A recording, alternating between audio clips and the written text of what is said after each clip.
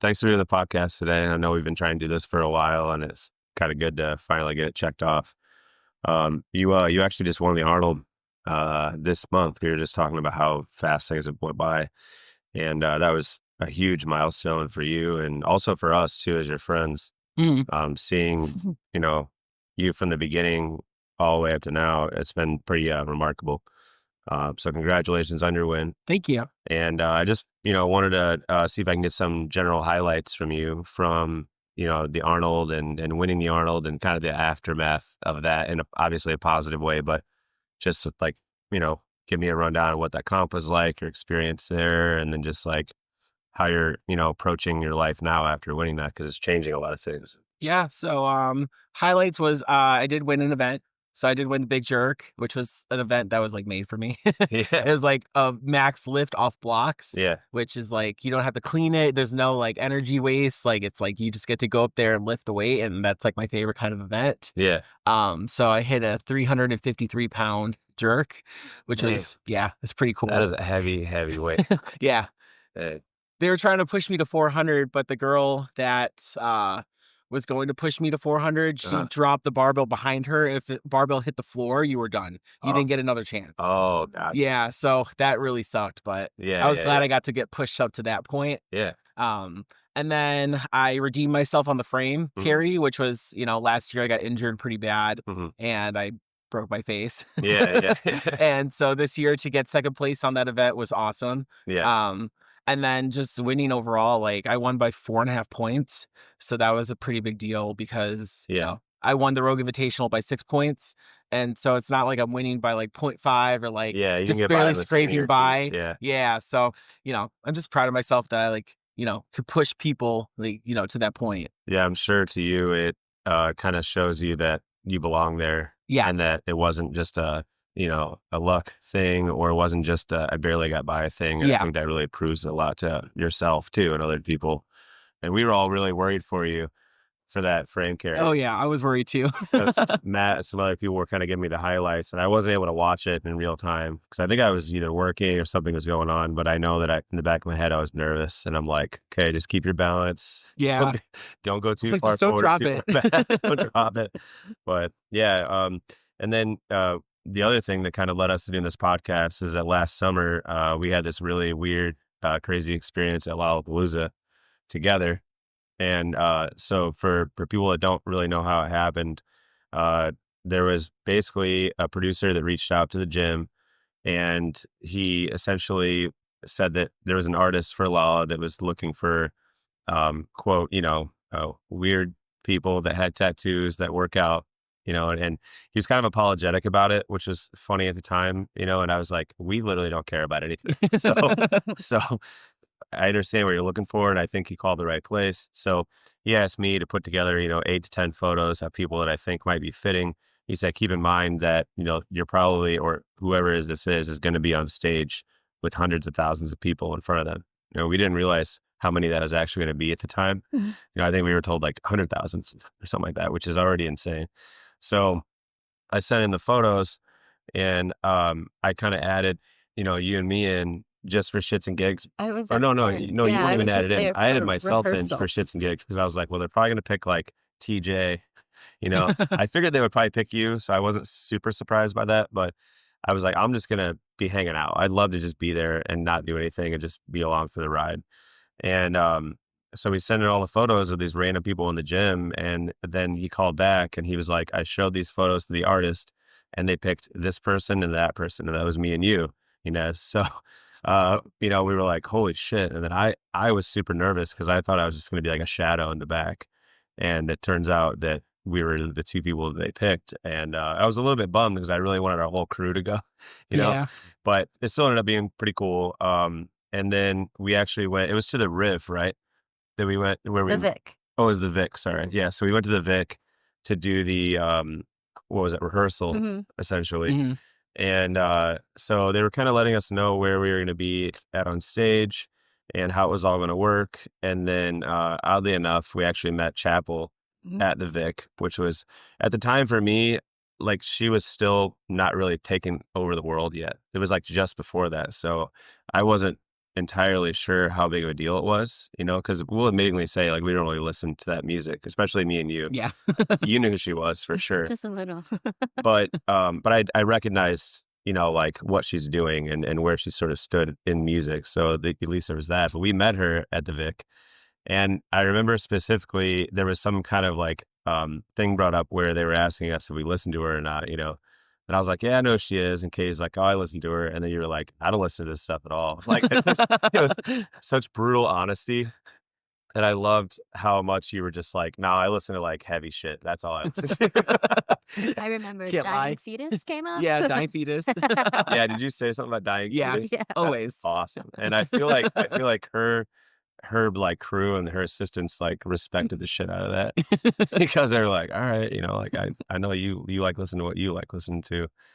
But yeah, it was really, really wild meeting her, and then we ended up, you know, doing the Lollapalooza thing, but what led to Katie being there is, we were just kind of in the end of the rehearsal, and we were kinda talking about, like, what we'll wear or something like that, and I kinda just pushed the idea. You really sold that ticket. You were like trying so hard for it. Yeah, and I was just like I don't even trying know to why, really, I but was just trying to be like Regina George's mom, like in the background in the audience, just trying to like be like supportive. And yeah, then so I think my idea originally was I told, the producer and, like, the assistants, I was like, "Well, you just need to give Katie a whistle, and then she can just yell at us and boss us around," you know, the because we're like these clipboard is giant supposed to muscle be dummies. I'm supposed to be just like your coaches somehow. Yes. Yeah, and then for some reason, you could see that their brains were like, "Yeah, maybe you should have her on there," and I was like, "Oh, shit, this is actually happening." So they actually let Katie get on too. And then, you know, when we did that, it was really nuts because, I think we knew there was gonna be a lot of people there. We didn't know that it was gonna be that mass amount of human beings in front of us. But it was a lot of fun, and I just, you know, I wanted to ask you from your perspective, like, what did you think about doing that whole thing? Uh, you know, like, did it freak you out a little bit, or did you have a good time doing it, or like, and then what did your like friends and family think about it? They thought it was awesome. They knew who Chapel was, so they thought it was, like, the coolest thing ever. Yeah. Um, I was scared because I was in the front. Mhm. So, like, I was, like, right up front and center, Mhm. and I was like, "I just don't wanna get in her way." Like, and Yeah. the barbell was, like, awkward and, like, super light, so I was like, "I don't know what to do with it," and Yeah. then I got a back pump at one point, and I was like, "This is pathetic." Like, I Yeah. Yeah. lift 600-pound deadlifts, and I can't fucking do this for Yeah. 5 minutes, so, Yeah. um but yeah, they thought it was awesome, and Yeah. the crowd was crazy. Yeah. That was pretty cool.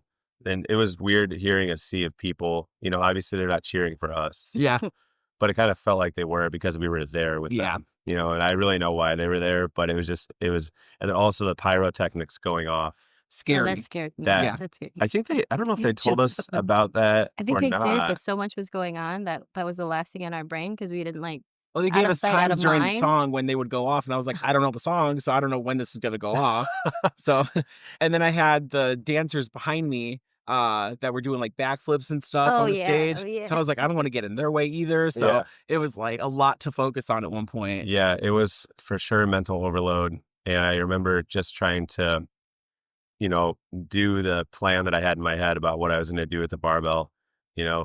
But then when you hear the people in front of you and then the pyrotechnics going off, it sounds like just a grenades randomly going off behind your Yeah. head.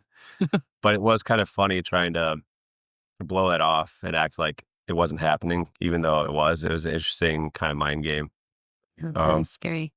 scary. Yeah, I like blanked, and then at one point I was doing like Russian twist. Why did I do that? Like, Well, my lower back got annihilated because I was thinking like, oh, I'm like, this is like a fake barbell, fake weights. Like how, you know, this is gonna be so chill. And then by like 15 minutes in, my lower back was Yeah, same. totally done. And I think it was just from moving nonstop in a bunch of random positions. Kind of also gave me an idea of what CrossFit might be like. Yeah. I don't think I'd be very good at CrossFit. I don't think any of and- us would be. Yeah. But yeah, give me a little bit of a backstory, in the sense of what got you to start lifting weights again, because I know that you had somewhat of an athletic background prior to powerlifting, prior to strongman, a strong woman. What led you to ultimately wanting to get back into lifting, strength sports, and just being active? Yeah, so I played volleyball and did track and field in college, Okay. and I got pregnant in college. So my last year, I didn't do any sports. I was just pregnant, and I had my son. And then maybe when he was about 3 years old, I hit my highest weight of 330 pounds. Mm. And I was like, I need to lose weight. I need to get back in the gym. Like I miss, Yeah. being athletic. I Mhm. miss, this community. And I was never really big into the weight room in Mhm. college and stuff. I just liked to practice and, Yeah. leaving as soon as I possibly could Yeah. because it was a long practice day. Yeah, sure.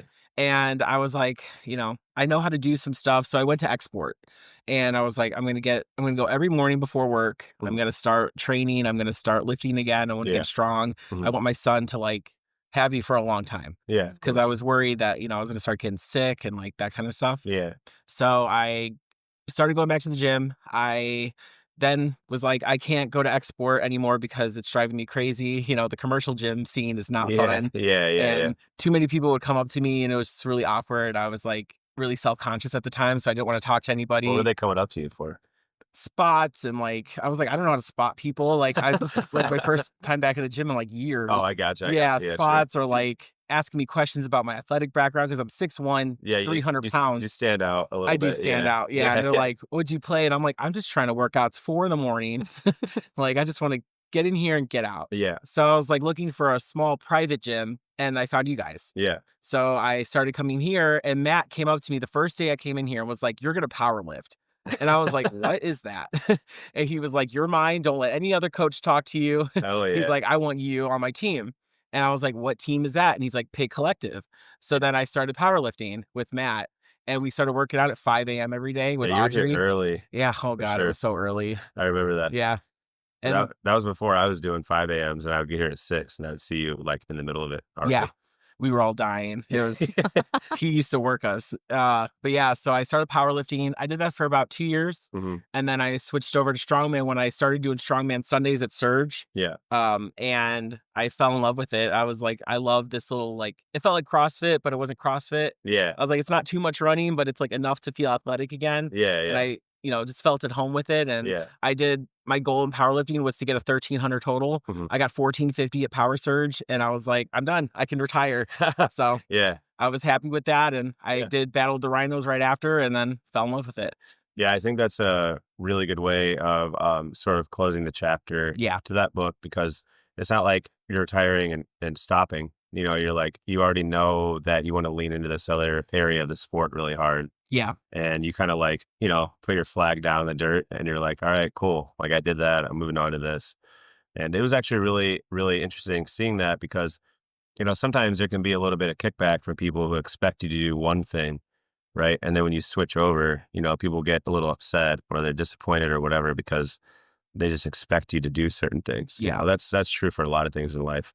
But I think for a lot of us, we could tell that you needed to be doing that. So there was no like kickback from us or no resistance at all. We were just like, yeah, like keep doing that, keep pushing yourself, train where you need to train with who you need to train with. And it was really awesome seeing you kind of go out to do that. And then what's always been really nice about you is that you always find a way back to this gym, Always. whether it's coming in to do, single workouts or whether it's just reaching out to us, even recently bringing Matt with you to the Arnolds, I mean, people, they don't have to be like that, when things start to progress in life. And it seems like you always kind of go back to people that you knew in the beginning of this and like keep them involved, and keep them a part of your, your journey of sorts. So that's been really cool to see. I want to talk to you a little bit about getting pulled into the gym because it's really funny how this whole thing happened. You weren't really supposed to initially, work here and be a part of running the gym. And it actually all happened during COVID. And so there was a period of time during COVID where no one could be in the gym. Mhm. Like the city basically had told us, like, all right, like gave you a warning and a warning and a warning, like no one else can be in here. And I think we were shut down for a couple of months. Yeah, and I was just in here sleeping in a sleeping bag and watching Bob's Burgers on my laptop. Yeah. So, and I think she was doing that when I was doing all my remote sessions. Mhm. And that was just kind of like a way for us to make a day out of it rather than just like staying home all day, Mhm. And so when she was here, watching Bob's Burgers and, and hanging out, me and Matt were still getting together to lift because Matt and I still had access to the gym. since I'm the owner and Matt's admin, there's no one that can tell us that we can't be in here. So we kept training. We trained all throughout it. Everyone found their own way to train, through COVID. But during that time period, I think I initially started borrowing Katie and like, hey, can you watch this lift? Can you make sure it's correct? Can you let me know if you see anything that stands out? And then Matt started seeing a lot of the adjustments and corrections she was making for me. So Matt had her start doing the same thing for him. And then Matt and I realized, like, oh, you have a really good eye for training, I think I especially. was OCD. I was like, that's crooked. That needs to be adjusted. Yeah. And so it was really helpful for us. And then after a while, it kind of dawned on me, like, I think you really should look into coaching people in person as an actual job, because if you can help us fix this complicated shit, you can definitely help people that are just getting started, or people that are dealing with injuries or things like that, or whatever it is that's holding them back from training. You can do that for them too. So you kind of fought me on it a little bit in the beginning, but once you got in here and get rolling, you really just kind of leaned into it and carved out your own section in the gym, and you've had a major influence on the gym too. So I just wanted to see, like, what was it like for you to start training at a gym like this? Because a gym like this can be really male dominated, and and we're not like that, obviously. I think from the beginning that was kind of doomed. We never really leaned into that at all, but it can seem like that, And so what was it like for you to get started your training, and like, what's your experience been over the years leaning into now, like you help run the gym behind the scenes? I honestly, it was just like a blur because I don't remember it being too much of one thing or another.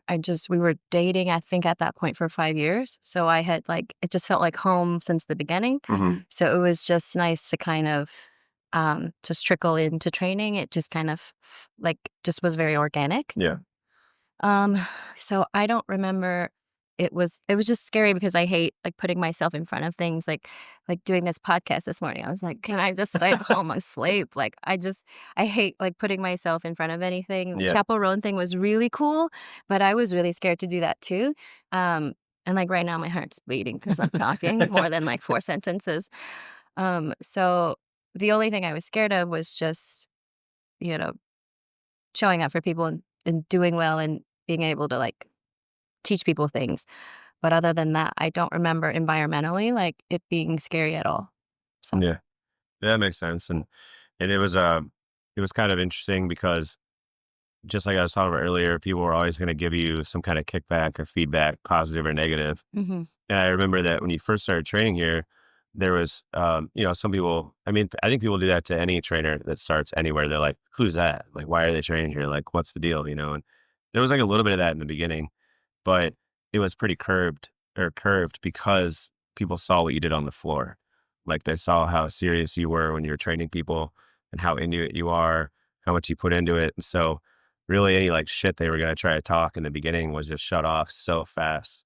And it kind of made me satisfied, not even as the person that you're with, but just as the person that runs the gym, seeing another woman come in here and just do their thing, and no one can say anything about it. And I think that's just a really good thing. Mhm. And that kind of leads me back to you, Inez. I wanted to talk to you about sort of your place in strongman training and training in other gyms. And I really feel like you've sort of done the same thing in our gym, and I'm sure at Surge in his other gyms. And there's just a huge amount of respect for you, not just because now you've won all these events. Now you have a real resume, like you're a pro. Mhm. But even for the beginning, you really just kind of came in and, carved out your spot, and you have a place in all these gyms. And I just wanted to see what has that been like for you over the years? Has there been any tough spots with that? Has there been any rough spots with that? Or has it been pretty smooth sailing as far as getting into this sort of male dominated sport, or potentially male dominated gyms, and then making it your own? Yeah, I've never really had any issues, thank God. But I'm also 6'1", Yeah, that helps, right? 260-pound woman, Yeah, so you no got one your own really security messes with team me. on you. Yeah, Yeah, seriously. Yeah, I've never really had any issues. I think strongman is very welcoming, and the powerlifting scene yeah, here is really welcoming. yeah, So people are always like, "Do you need a spot? Do you need yeah, this? Mhm, mhm. Can I help you with this?" Or you know, a lot of times, like, commercial gyms, they'll come up and give you, like, unsolicited feedback, but here it's like, it's welcome. Yeah, You yeah, know what yeah. I mean? So, like, it's always been awesome, like, especially at Surge too, when there's other strongmen, like, they'll be like, "Hey, have you tried this?" Mhm. And it's like, "Oh, no, I haven't." Oh, Like, yeah. "That's a good idea, like, I should try that." Yeah, And nobody takes it, like, personally or, like, yeah, "I know what I'm doing, like, don't come up to me and talk to me." yeah, Um, and I feel like the community here is just, it's unmatched. So it's always been comfortable and I've always felt welcomed. And that's why I stayed in the gym. Like I could have left and like never, came back for sure. because I was so comfortable at export. Yeah, And yeah, it's yeah. like you guys have just made it so welcoming that, I wanted to come back every single morning at 5 a.m. Yeah, yeah, yeah, and come train and, felt yeah, like it was my home. yeah. And was it like training at Surge as far as like the other strongman go? Because you mentioned that, and I've been out there to like judge meets and for other meets and things like that, borrow equipment from Surge for a meet or whatever. But what's the training environment like there with other strongman and other lifters as well? Yeah, it's good. I'm usually there when nobody else is there, so I'm usually by myself. Okay, got it. My strongman training's mostly, solo, so Yeah, it kind of sucks. But yeah, yeah. on the weekends they have strongman Saturdays, so there's a Okay. group like 10 of us that get together and we all train on Sundays. Oh, that's awesome. So Yeah, it's really fun, that's and sweet. yeah, because it's like when you're by yourself all week, it's like, man, does anybody else do this sport Yeah, around yeah, here? yeah, Oh, yeah. And a lot of strongmen train in the garages. So it's like they yeah, have their own equipment, like they don't need a gym. yeah, So it's nice when they could come out and like get out of the garage and like yeah, yeah, come yeah, train yeah, with other strongmen. And like we learn a lot from each other. yeah, yeah, And yeah. they're all training usually for the same show. Mhm. So then I get to like help out Oh, and that's like, cool. yeah. And It kind of gives you like a little bit of the coaching aspect, yeah. not formally, but you're able to help out, assist, Oh, yeah. load things, or watch over people. Make Exactly. sure no one gets injured from something going somewhere sideways. Or Exactly. Yeah. that's cool. So talk to me a little bit about some of the comps. You were active in strongman in 2020. Correct. Yeah. Uh, your first comp, I think, was at Surge, It was. Yeah. right? Battle of the Rhinos. Okay, and then in 2021, that was when you sort of got out of the local scene. Right, Yes. and what Yeah. was your first meet or first comp in 2021? It was OSG. Okay. So I did official strongman games, which is like worlds for women. Okay, gotcha, okay, It's the world title. So gotcha, I got fourth place. I tied for third, but I lost the stone run, so I got fourth place. gotcha. Yeah. So you went from a local comp to Worlds Yes. and got fourth. So I think that's why it seems like the trajectory has been so weird in the sense that it seemed like you just got rolling and then you just rocketed into, like, the very extremes of, being, like, a world competitor. Yeah. Um So what was that like for you to go from a local to a worlds thing? I mean, I'm sure there was some imposter syndrome. We get that over like the smallest things in life. And then here you are going from, competing here in Chicago in the suburbs to like a world event that leads you into these other accolades. Yeah. It had to be kind of crazy. Because I was so established in powerlifting, I feel like Mm. it kind of just was like a natural transition. And I was like, I want to get from local to like as big as possible as Yeah, soon yeah, as yeah. I possibly can. Because I'm strong and like I don't know all the events. Like I didn't do stones were the worst event for me. Yeah. I skipped stones at my for my second comp because I had enough points to skip the event. Mm. So I did one stone and I was like, I'm done. Like I'm terrible at this. Dang. So it's like, I didn't know what all the events were. I didn't know like all this stuff, but I was like, I want to be competing with the best and I Yeah. want to like prove myself, like I did in powerlifting. So I had imposter syndrome. I still do to this day. Like some events I'm like, oh, like I don't know, Yeah, yeah. like frame especially because I was like, I broke myself, the first time I did it. And I don't know if I could come back and like, Yeah. do this.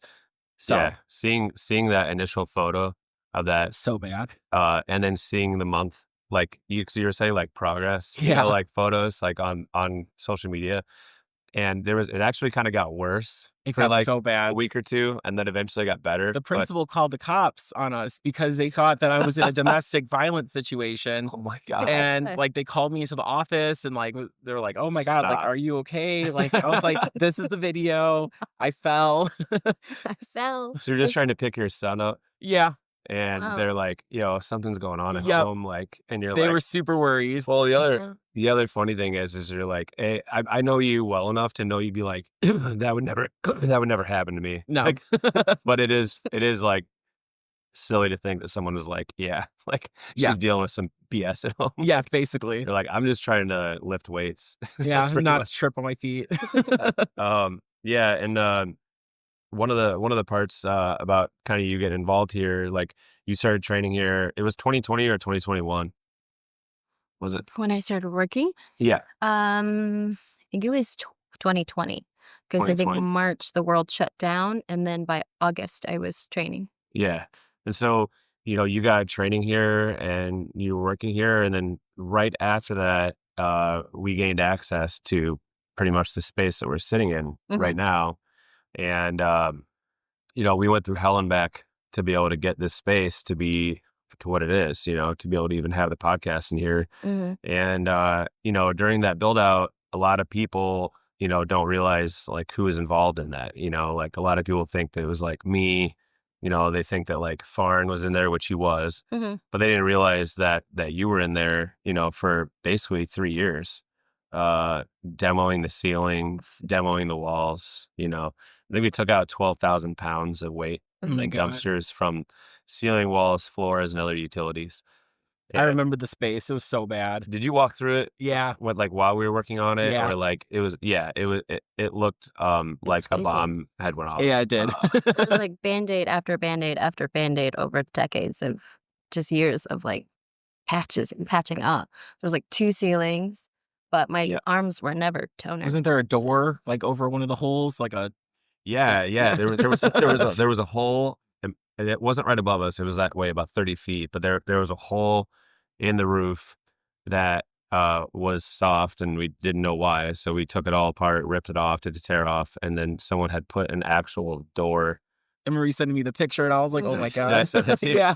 They sent a door over the hole, and they put plywood over the door, and then they started basically finalizing the last few layers over that. And yeah, it's pretty unbelievable. But that was a cool period of time, even though it was very terrible. It was a lot of rough days with that, but it was a lot of fun. Mhm. When it got done, I think that like I can say I missed doing it Mhm. for sure. I'm sure you did as well. But I think that was sort of the period of time where I realized how invested you were in the gym. Obviously, you're invested in me for different reasons, but I realized how invested you were in the gym because you're training, you're putting these long hours in, you're over here doing the demo on the building and, essentially helping us double the space of our gym. And I'm really proud of that because, a lot of people wouldn't go through that to have more space in a gym, and we really like our space. It's pretty unique. So I think we wanted to fight for it to be able to stay here and expand rather than just go find a big building down the street that's like vanilla or like it's already pre-ready for us. I just don't think there was like any other option. You were like, "This is what we're doing," and I was like, "Oh, okay, so we'll do it." Yeah. And, we learned how to do a lot of things that we never thought we would ever be able to do. And also thanks to Farn. I mean, Farn basically used you and I as electrician laborers. So Yeah, we were up on a scissor lift. That's cool. I pulling know words wire. like scissor lift, by the way. What's that? I was like, I know words like scissor lift, Yeah. but a lot of people helped us too, like here or there. But it was just like crazy. It was just like a revolving door. We were all in hazmat suits and like these masks, and it Yeah. was Well, the, just the funny thing is that TJ, who obviously doesn't do jujitsu, spent a lot of time in the jiu-jitsu academy helping us finish up the like rafters and sort of like upper brick area underneath the roof on a scissor lift for hours and hours and hours. And that dude like probably will never do jiu-jitsu. I mean, maybe that'd be really well, actually it'd be super scary if he did. Yeah. But He's a big man. yeah, same thing with you. Actually, we were talking about doing some jiu-jitsu. Yeah. I told Ed, I was like, God, I really want her to do that. I sort of don't want her to do that. But yeah, it was just cool seeing him put all that time and effort into it. And he's just here to power lift, and a lot of people would be like, oh no, I can't do that stuff. I got to lift. I got to make sure I save my energy for things. And he didn't give a shit. Yeah. So it's really cool to see people throw down for the gym. And I'm sure now it's cool for you to come here and do stones and, Yeah. and you actually have room to walk the yoke, on a solid floor. Yes. And now we're starting to sort of build out some other things. So it's been a really, really cool transition. You mentioned earlier that the reason you got into training again was a big reason was for your son, Mhm. and I'm sure that that's been an ongoing sort of like battle getting this whole strongman thing going and then bringing it to the level that you're at now. So what has it been like being a parent through all of this? As far as traveling or training and then also juggling like your son who's growing up. Yeah, he's a gym baby, so he's always been in the gym with me, and like I'm Yeah. like, he's like, "What are we doing today? Going to the gym first?" And I'm like, "Yep, you know it." Yeah. So, and everyone's always like welcomed him, and like he knows all of you guys, and always asks about you guys. He'll be like, "How's Matt doing today?" Aw. Yeah, so like he loves you guys, and He's so um, tall now. he's so tall. He's It taller than my blows my mom, and mind. it's so funny. Yeah. Yeah, he's gonna be a big boy. Yeah, he I'm is for trying to sure. get him into strongman. I like got him There you lifting go. kettlebells and stuff in the gym, Nice. and trying to like get him into. He lifted a small stone at Surge, so he got it over bar. And he was like so excited, and I was like, "Now imagine if you could lift that 400 pounds, What's the smallest stone in Surge? 70 pounds." That's Oh. awesome. Yeah, so And how old is he? he's 8. Wow.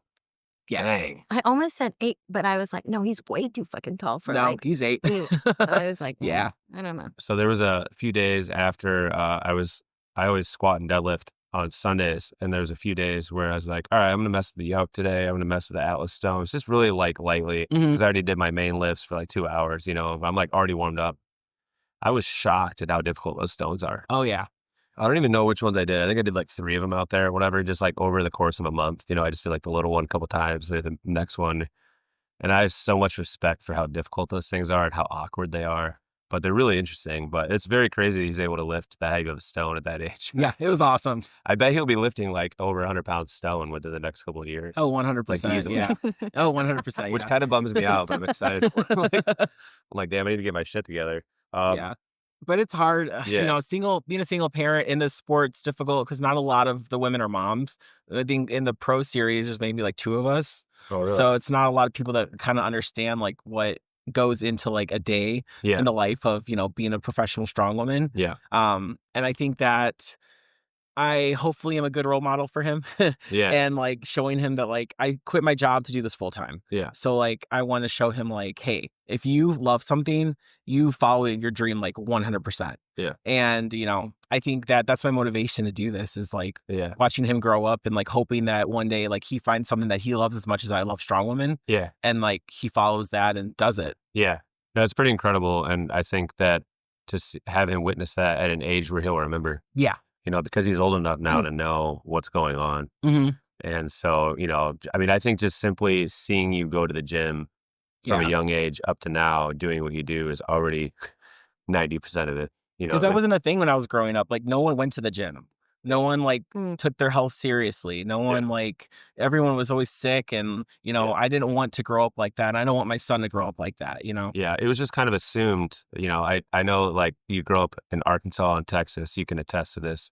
But even where I grew up, which is like 3 hours southwest of here, very like rural area, it was just assumed that, once you're done with high school, you just start working Mhm. and Get married, you have kids. get buy married, a have house. kids, and you work yourself to death. Yeah. Mhm. And then there's no really any thought about health. There's no thought about what you're eating. There's no thought about, should I smoke this or not? Should I drink this or Yeah. not? It was just, you sort of use those things to deal with life. And it was just a part of life. Mhm. Um, so I think it's very good for him to see the other side of that. And now we're lucky enough to, you know, even if we're 30 or 40, like we've had a big head start on how to take care of ourselves Yeah. now because of the sport we're in, but then also just because of the information that's out there. Like it's very difficult to ignore those things now, but as a kid, like it was very tough to switch over from that and realize like, oh, I do have to eat healthy. Yeah. Like, it actually, for me, it took a little bit of work at a young age to be like, oh, I shouldn't participate in drinking and drugs. Like I actually had to like work on doing that. So I think now for this next generation, it's a little bit easier to see what the right things to do are. And also because of like what you're doing in front of your son every day, if he sees you take care of yourself and Mhm. striving to be better and struggles, Yeah. like getting injured or setbacks and he sees you overcoming all that. And it's been really cool to see. I wanted to ask you about your coaches. Yeah. Because I think that's such a huge part of your training. And also like, I know how close you are to Matt. And so I wanted to sort of elaborate earlier on what you mentioned about, Matt sort of just taking you under his wing. He didn't really Yes. give you an option. He's just like, you're training with me and we're doing this now. And that's such a Matt thing to say, by the way, It is. which can be a really good thing or a really bad thing depending on what you're doing. But what has it been like switching over to training with Matt to training with Alec? Yeah. And by the way, I also thought it was really cool how you switched over from training with Matt to Alec, because you did it in such a classy way. You did it in such a way you're like, hey, this is really what I need to do. But like I said earlier, you kept him involved and you still keep him involved. And I think it was just really awesome of you to handle that in the way that you did, because you know how it is a lot of times in powerlifting or in any strength sport, people are just so explosive about their decisions, Yeah. and they'll just ghost people, or they'll just like awkwardly tell someone they can't do something and never speak to them again. It's just very weird. And it doesn't have to be like that. I don't think that's the way humans Mhm. should treat each other. So it's been really cool seeing you switch over from Matt to Alec, and then they're sort of co-involved at times. It Yes. seems, even though Alec obviously is your Mm. your coach. But I just wanted to ask you about your coaching with them a little bit, and then have you elaborate on what it's been like coaching with Alec from the beginning all the way up to now, where he just won the freaking Arnold. Yeah. Yeah, so the biggest thing when I switched over to strongman was I asked Matt, I was like, "Will you hate me if I stop coaching with you?" I was like, "Are we still gonna be friends?" Yeah, And he yeah. was like, "Duh, stupid. Like, we're always So gonna be awesome. friends." Yeah. And I was like, I told Alec, I was like, "I'm scared to switch over because I don't want Matt to hate me." Mhm. And Alec was like, "Matt's not gonna hate you. Like, you gotta stop thinking like that." And That's true. that's when I realized like Matt and I are friends for life. Yeah.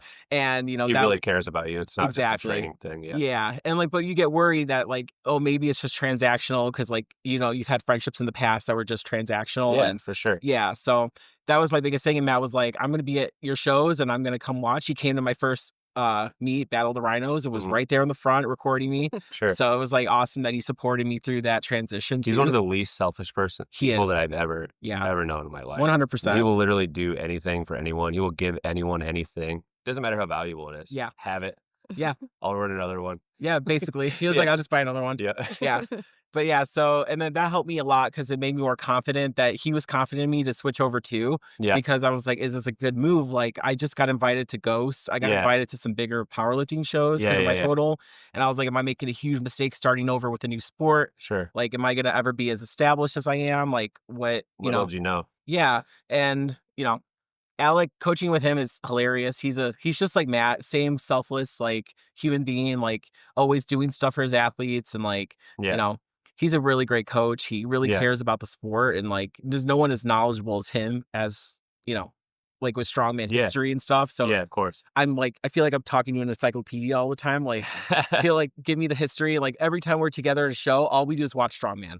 It's on YouTube like all day. So it's Really? like, that's all he cares about. Even outside of like, if you're at a comp, he'll be Yeah. watching that. Like He'll be on his watching own World's time. Strongest Man 80s. Like, Really? yeah, That's awesome. yeah. I he find that loves kind it. of interesting because, sometimes you're so involved in something that you just want to shut it off. Oh no, afterwards. he's the And it's opposite. really incredible when people don't feel the need to do that. It shows Yeah. you like how obsessed they are with it. Oh yeah, Even and he cares myself, so sometimes much. I need to shut off. Like I just can't watch another jiu-jitsu video. Can't like be on Instagram watching lifting videos. It's not every day, but it's incredible if someone gets to that point where they don't even have the consideration anymore to shut it off. Yeah, And no, he's he just he has free watches it. time. He's Yeah, invested, whether it's for research or whether he's just having fun watching it. And you could tell that his coaching style is like that because the amount of variations he has you do, and they're Yes. so well thought out. They're not just randomly thrown together to give you something different to do the next week. And you can tell that they're super calculated and they're all building towards something, Oh yeah. you know? Even in my off season, like I'm doing sumo right now. And I'm like, why am I doing this? And then I'm like, oh, like my deadlift feels a lot better. Like Yeah. this feels better. Yeah. Like, and I'm always like, why am I doing this? And he's like, don't question me, just do it. You'll see. Yeah. And I see like 3 weeks later, I'm like, oh, I get it now. Like Yeah. my back feels better. Like, Mhm. so Yeah. always we, getting stronger. we were watching you do those heavy sumos in here. And it was pretty gnarly, especially seeing you just get off of your comp, Yeah. and then like 2-3 weeks later, you're just maxing out your sumo deadlift in the gym. And I remember you said something to me. You're like, oh man, like Alex is gonna be.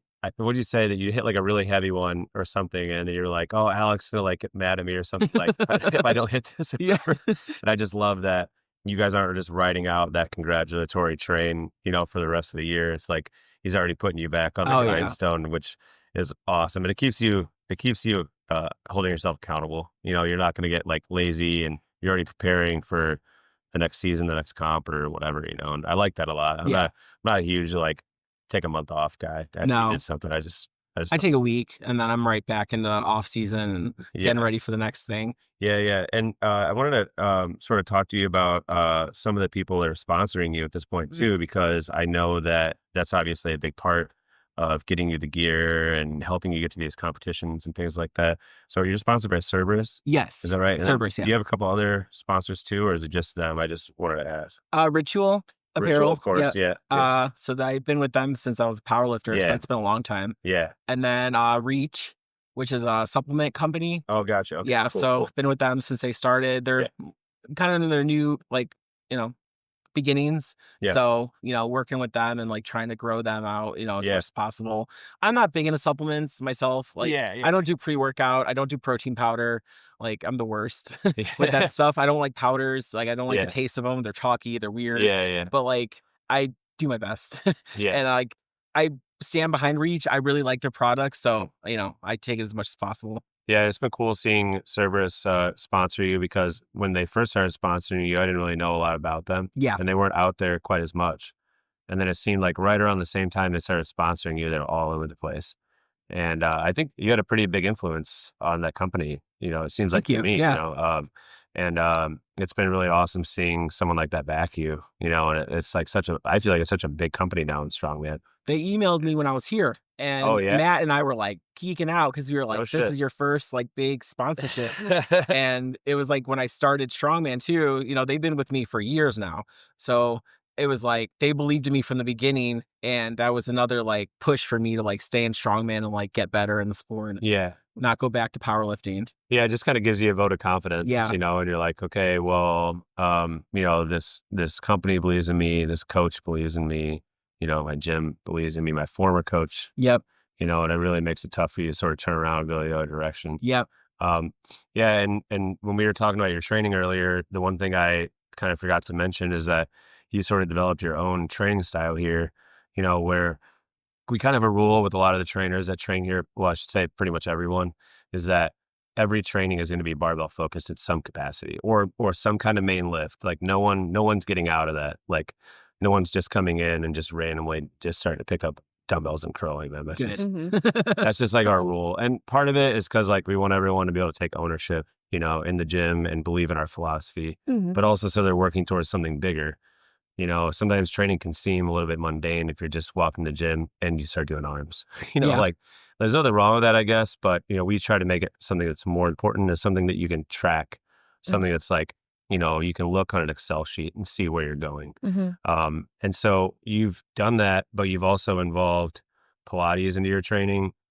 You've also involved a lot of like calisthenics, body weight, Mhm. element. Pilates, I like in the genesis, I was just like, Pilates is so like suburb mom, but then I did it myself. It's hard. It's so hard, and Yeah. I've been trying to get you to do it, and like No, just I haven't done it yet. I fought it for a while. Now I think I'm but ready to do it. it's just so I think I hard. can Like get with it I'll because do I've seen someone, what it's done. yeah, and I'll make people do abs that I've done like in Pilates, and they're like, "What is this?"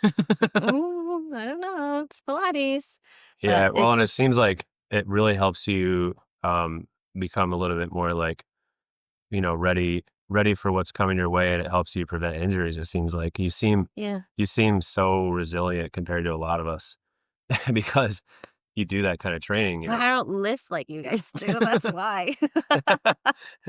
You're not Uh, like sacrificing your well-being yeah. with For these a lifts, stone. but Yeah. Yeah. no, but it's been cool seeing that, and you also combine bodybuilding, into it, elements of bodybuilding exercises, and also conditioning too. I mean, you're not like kicking the shit out of people by running them into the ground, making them like pass out and get sick, but Mm. you're having people push the sled, you're having people do cardio supersets, but they're still like lifting weights. They're still focusing on these main lifts. And, what has been the sort of like the impressions you got from the people you worked with training them that way? Like, are they like surprised by it or is it like something they really have taken on and enjoyed, or like, because it's not your atypical type of training. I've been doing this stuff for a long time, and I've not seen a lot I of people try to combine change all it of up to this. make it hard. I like when people are surprised by their own like body weight is difficult. But I hear a lot that people are like, "I thought you were nice," and or like, "You're so small, but you're so mean." But I don't know. That makes me like drive harder because I'm like, well, you never know what you're gonna get today. Yeah, yeah. So Well, it is kind of funny being in the gym sometimes if you're training people. Sometimes it's hard to even talk to you for a second because you're so locked in that I feel bad You're not to like to available have a to. conversation with somebody else that isn't like the person I'm working on. Yeah. So I always feel bad because you'll say something like, "Hey, do you want a bagel?" I'm like, "Yeah, of course." And then I'm like not even looking at you. I'm like, "Of course I want a bagel." But I don't know. I just feel bad. Yeah, and earlier we were joking around about the chapel thing when you mentioned dying fetus. And it was funny because when we were setting up today before the podcast, I was like, "Yeah, let me know when you want to come into the gym." And you're like, "Oh, I got to finish this song. I'm listening to In Flames right now."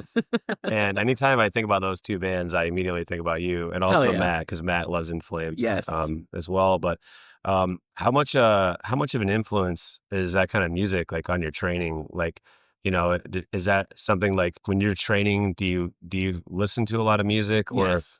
and so like have you always been into metal ever since like you were younger, or is that something that kind of came about when you started training at a gym like this, or like did that like, did it like make you double down on that kind of music? Cause like that's that kind of music, like most people don't seek out, and most people don't really like want a lot more of it, Yeah. and you're quite the opposite. So I wanted to ask you. I got into metal when I was in high school, like middle school, high school, Mhm. when Guitar Hero came out. Okay.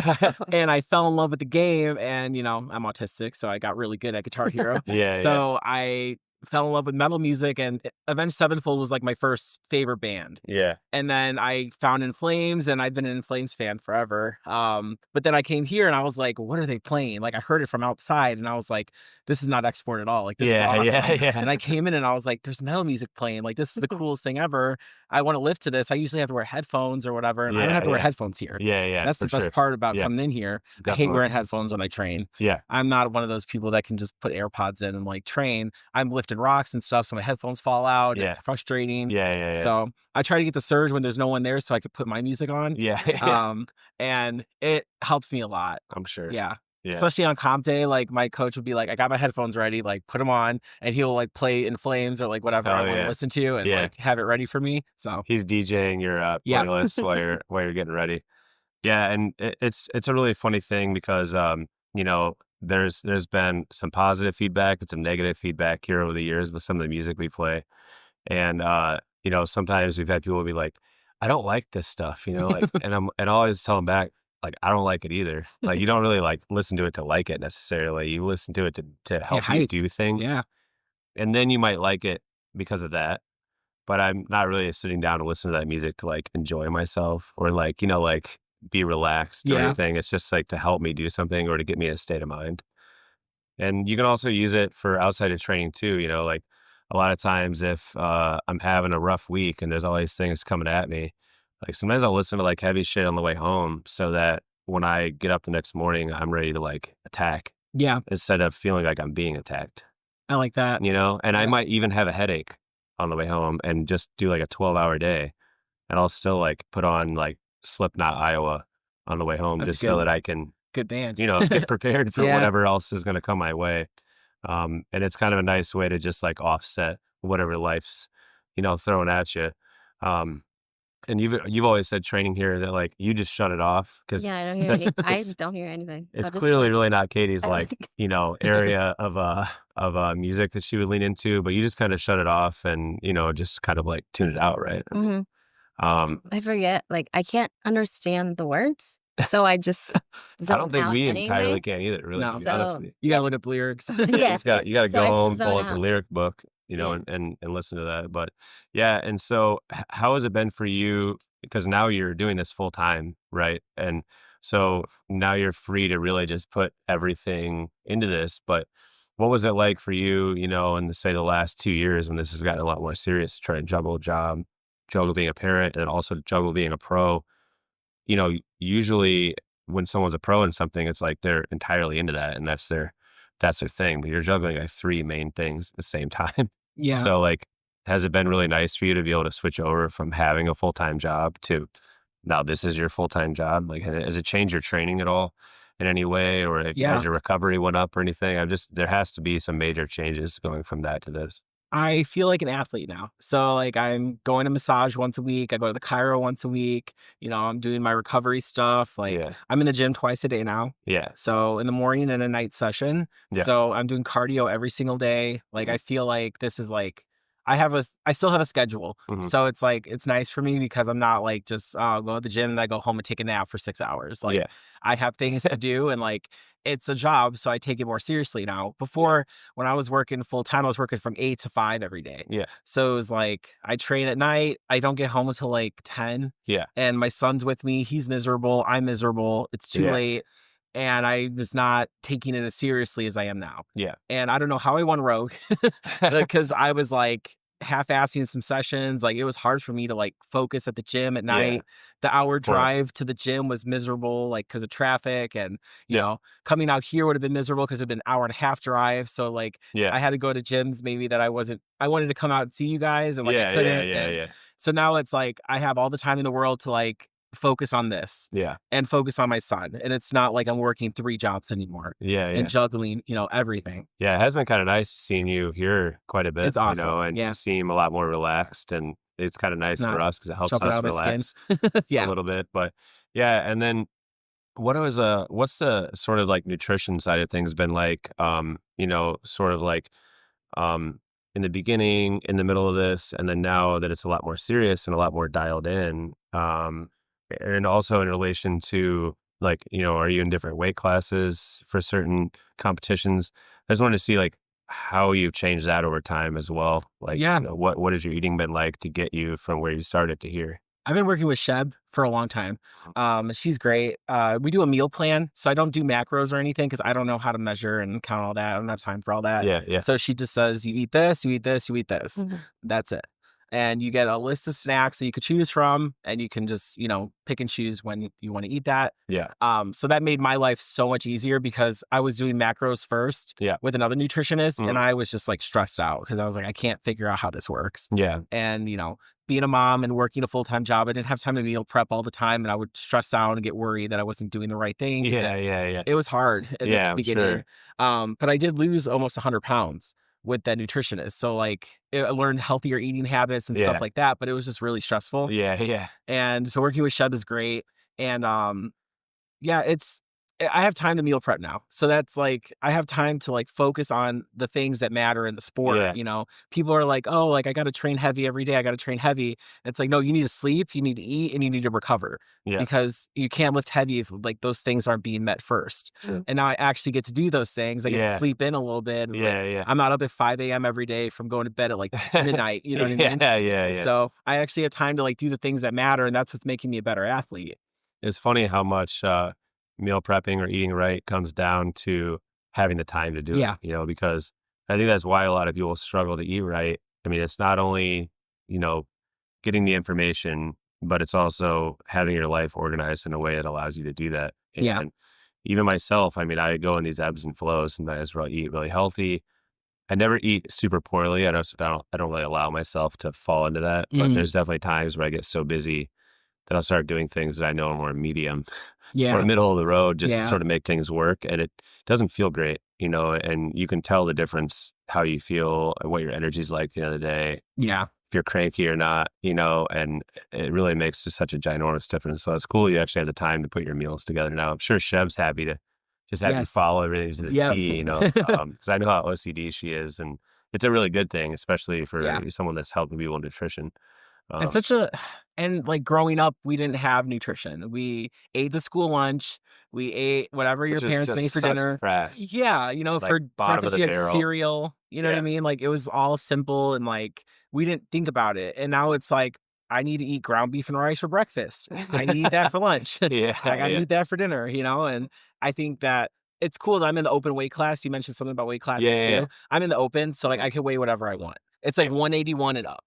So it's like girls are 380 pounds Yeah. competing in the pros, and then you got girls that are 200 pounds. Mhm. So it's like a big difference, That's a huge range. crazy range. Huge range. Yeah. Even in powerlifting, it was 84 plus, right? Yeah, yeah. So it was Yep. like, it's me versus a girl that was like 84 on the dot, Yeah, So yeah. it's just what you are. And I like that because it's like, who's the strongest? It's not who was the best at weight cutting and Yeah. gained the most weight back Yeah. the night before, you know Yeah, what I what mean? can you put on in that, like, 15-hour period, Yeah. you know? People, I've seen men put on 20 pounds in Same. strongman. It's crazy. Yeah. That blows my mind. Yeah, in powerlifting, I've seen people put on 5 to 10, and that's Yeah. crazy. 20 is another level. I've seen 20. How Yeah. do you put on 20 pounds in a night? What are they eating? Probably like a boat of sushi and That's incredible. Yeah, and the I feel like the nutrition side in strongman is probably a little bit different than powerlifting. Is it just sort of like the amount, or are you taking in more carbs? Like, because I know that in strongman, generally speaking, I would say people are bigger, right? I mean, Yeah. and a heavier, probably human being than your average powerlifter. So is it just like the amount of food that people are taking in, or is it like what you're actually eating to maintain that size? I'm on a lot of carbs because I I would train imagine. twice a day. Yeah. So that cardio session, I need that to like get me through it. Yeah, yeah, Otherwise, yeah. I am like the crankiest, worst human being ever. I didn't realize you're doing 2-a-days. Yeah. How long have you been doing that for? This month we started since I'm Wow. doing it full time. Yeah. And Oh, then, okay. yeah. Damn. So I'm doing cardio every single day. And then next month, we're going to actually program that second day. So we're just getting used to being at the gym twice a day now. Yeah, And yeah. then next month is when it like actually starts. Like, this is like what you're doing every day. Yeah. So Man, that is intense. it's a lot of laundry. It's a lot of laundry. Yeah. Yeah. Yeah, I feel like it's almost like rough for me, just like working here, lifting, and then jujitsu. Yeah. It's like I got my work clothes, I got my lifting clothes. Sometimes they're the same, sometimes they're not. And then I got gis, and then no gi, like rash guards to wash. When we're doing that, it's just like a full-time thing. And Yeah. so I was like, man, how do we get a pile of laundry that's 6 feet high and Yeah. 5 feet wide? Every other day. And it's just two people living in an apartment. We don't even have kids yet or anything. And it's unbelievable. Yeah. And I wanted to ask you, you don't have to go too much into detail, but what's it been like for you, you know, um, dating me and becoming a trainer and then helping run the gym, like over the years? Like, this has been like almost 10 years of this. And, we're clearly in this gym more than we are our own apartment. So what has it been like for you? Like, from sort of the beginning up to now, like, day to day, and like, what kind of things do you like, like about it? What are there other things that, like, you feel like is like a bit much? And I just wanted to ask you because, it's something that I'm curious about. We never really talk about it. We just sort of deal with every day, just day to day. I think it just fills up a lot of time to not do things like that are bad. So like I used to be a bartender, so I would go out with girlfriends or I'd be like working and taking shots, or like I love eating so much, like carbs, just like noodles, rice, anything. I just love eating all the time, like bad food. So like having you to kind of anchor me because you don't eat as bad as I would like to. So it's like nice to have you kind of like neutralize my cravings. And then also you don't drink and haven't for a very long time. So like that was like nice to kind of get out of. And then working here, you know what I mean? Like you just can't, those lives can't be intertwined at all. Mhm. So, I mean, not really if Mhm. you want to be successful in one or the other, I guess. Yeah. But so it's just it's hard to say because I just wake up, I do it, and then I'm like at home, and then we come Yeah. back and do it again. It's just like very autopilot. Mhm. But it fills in a lot of time to like just keep going. Like the wheels are always like turning. Yeah. It's just like I don't know. I don't really think about it. Yeah. I know what you mean. And didn't you say originally that it wasn't quite like a deal breaker that I didn't drink, but you were curious to see I how was it was going to work? Like, Yeah, because I remember when we first started talking, I was like, "Oh, what do you like to drink?" And you're like, "Oh, I don't drink." And I was like, "Ew." But that's because I was just like bartending, and every person, like I guess the last person I dated before you was like just really into whiskey, and I was like, "Oh, I guess that's the kind of guy I like." And it truly wasn't, but I I just, feel like I you look know, like a guy that'd be into whiskey, Yes. yeah, And yeah, I think, didn't you tell me I would probably drink whiskey if I drank or something yeah, like that? and like bears, lots of bears. But it's been really cool. It's just very funny, like Yeah.